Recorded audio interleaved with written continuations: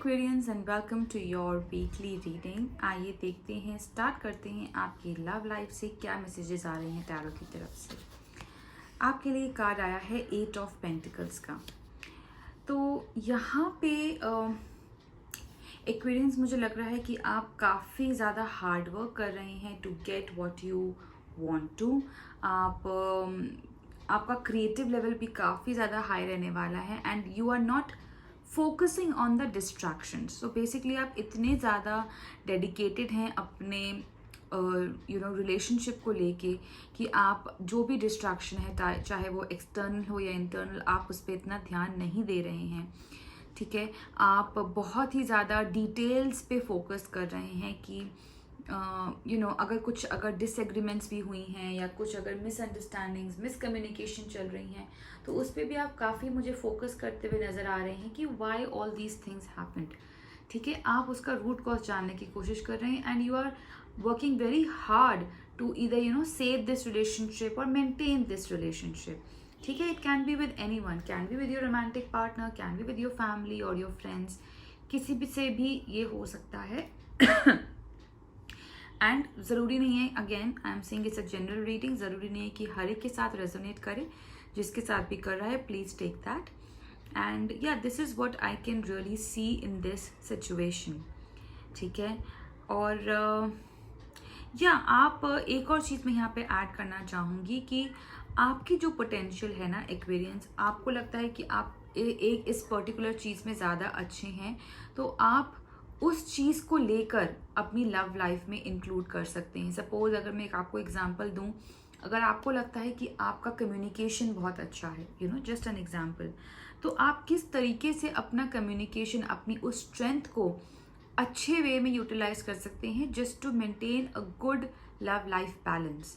ठीक है, या जैसे होता है कि किसी का स्ट्रेंथ होता है कि किसी की हॉबीज होती हैं जैसे किसी की, so how you can apply those hobbies in your love and relationship and make your relationship more beautiful. तो अपने उस स्पेशल स्किल को, अपने उस स्पेशल टैलेंट को आप डिस्कवर कीजिए, उसके थ्रू जो है आप अपने रिलेशनशिप में काम कर सकते हैं। That's what I am getting the message here. Moving on to your career, we have 9 of Wands here. Now 9 of Wands की एनर्जी जो है कहीं ना कहीं ये बता रही है यहाँ पर एक्वेरियंस कि आप थोड़े से हो सकते हैं एक गिविंग अप एनर्जी में रहो। ठीक है, क्योंकि आपको लग रहा है कि मैंने बहुत मेहनत कर ली, आई हैव कम सो फार, लेकिन फिर भी मुझे कुछ रिजल्ट नहीं दिख रहा है, फिर भी मुझे कुछ होता हुआ नहीं दिख रहा है, कोई सक्सेस नहीं दिख रही है। तो यहाँ पे कार्ड आपको ये एडवाइस कर रहा है एक्वेरियंस कि ये टाइम हार मानने का नहीं है, it's not the time to give up. ठीक है, बिकॉज अगर अभी हार मान ली तो फिर जो आपको रिजल्ट 5 दिन में मिलने वाला होगा उसके लिए 5 महीने लग जाएंगे या 5 साल भी लग सकते हैं, depending on the nature of your work और the kind of work you are doing. So हमें अपने एफर्ट्स करते रहने चाहिए। चीज़ें तो देखिए हमें डिवाइन टाइमिंग पे ही मिलती हैं, जब लिखा होगा, जब होना होगा तभी चीज़ें मिलेंगी, लेकिन हमें अपना एफर्ट नहीं छोड़ना चाहिए, हमें कभी भी गिव अप नहीं करना चाहिए, स्पेशली जब हम एंड के इतने ज़्यादा करीब हों।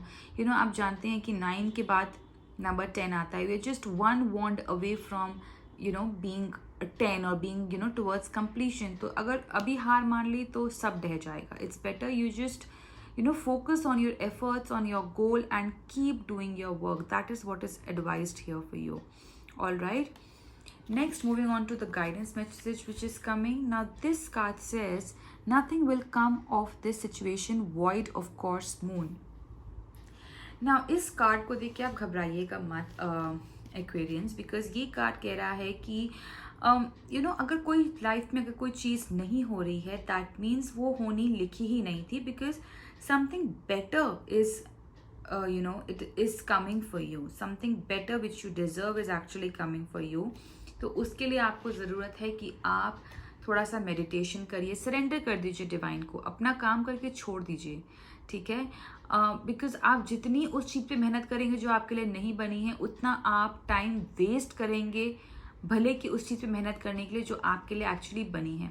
अगर फर्स्ट 2-3 अटेम्प्ट्स में ही आपको लगता है कि चीज़ें आपके फेवर में नहीं जा रही हैं, तो थोड़ा सा अलग पर्सपेक्टिव, जैसे अगर मैं यहाँ पे बोलूँ, जैसे मैंने आपको बोला था कि गिव अप मत करिएगा, लेकिन अगर आपको ऐसी फीलिंग आ रही है गिव अप करने की, तो आप ये जानिए कि ऐसी फीलिंग क्यों आई है आपको।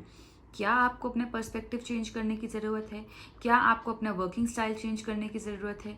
क्या आपको अपने कमिटमेंट्स या आपके कलीग्स या आपका एक मेथडोलॉजी चेंज करने की ज़रूरत है? क्या चेंज करने की ज़रूरत है कि आपके दिमाग में एट फर्स्ट प्लेस वो थॉट आया ही क्योंकि मैं गिव अप कर दूं?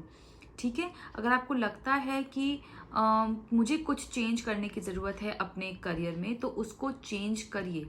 ठीक है, चीज़ें होंगी, अपने टाइम पे होंगी, but then you have to identify कि आप कहाँ रॉन्ग जा रहे हो, क्या गलती कर रहे हो, and after discovering those things अपने एफर्ट्स को जारी रखिए। ठीक है, that is what is this card is advising, and that is the message for you for this upcoming week, my lovely Aquarians. And I hope you have a great week ahead. All the very best to you. Comment down करके मुझे ज़रूर बताइएगा कि कैसी लगी आपको ये reading और आप इससे कितना रेजोनेट हो पाए हैं। Like this video and please to subscribe to this channel. Till we meet again, bye.